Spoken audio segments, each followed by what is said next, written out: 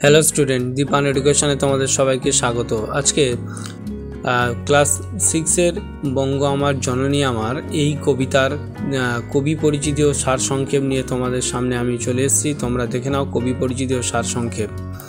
তো চলো আমরা সেই কবি পরিচিতি ও সারসংক্ষেপগুলো দেখে নিই। কবি পরিচিতি দ্বিজেন্দ্রলাল রায় বাংলা ও বাঙালির নবজাগরণের পর্বে যার নাটকগুলি সমগ্র জাতিকে আলোড়িত করেছিল তিনি হলেন দ্বিজেন্দ্রলাল রায়।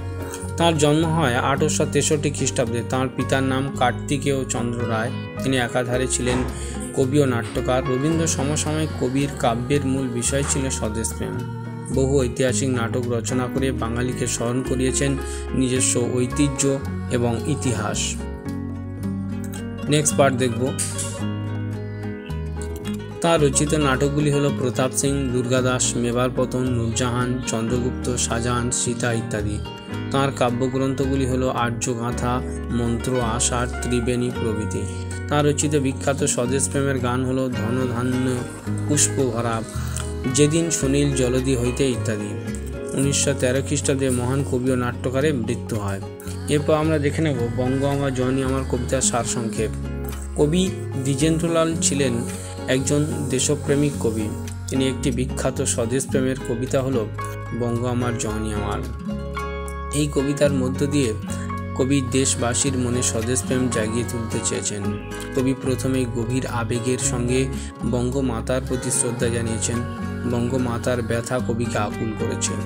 বঙ্গমাতার দুঃখ দুর্দশার কারণ জানতে তাই তিনি সচেষ্ট হয়েছেন। 30 কোটি সন্তানের জননী হলেন বাংলা মা। এই বিপুল সংখ্যক মানুষের মা হয়েও তার কেশ শুষ্ক, বেশ রুক্ষ, তার আসন ধুলায় লুণ্ঠিত।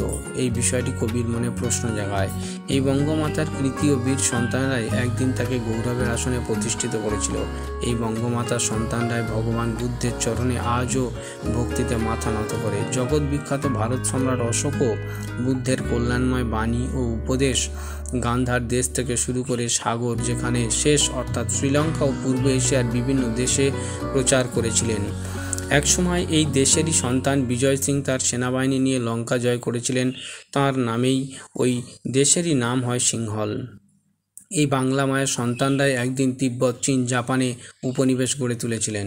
সেই রত্নগর্ভা মায়ের মহিমা আজ কিনা ধুলায় লুণ্ঠিত। বঙ্গমাতার এই রকম অবমাননা কবিকে অত্যন্ত বিস্মৃত ও বিচলিত করেছে। কবি স্মরণ করেছেন বঙ্গমাতার সেই সব সন্তানকে যারা জ্ঞান ভক্তির জগতে প্রসিদ্ধ লাভ করেছিলেন। প্রেমের বাণী প্রচারক চৈতন্য, ন্যায়শাস্ত্রের সুপণ্ডিত রঘুনাথ শিরোমণি ও মানবতার কবি চণ্ডীদাস ছিলেন এই মাটির সন্তান। রাজা প্রতাপাদিত্যের মতো বীর মানুষের ও মা হলেন এই বঙ্গভূমি।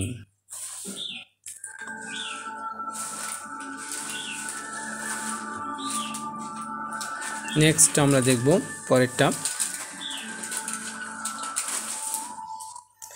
এইসব মহান মানুষের রক্তধারা আজও আমাদের শিরায় প্রবাহিত হচ্ছে।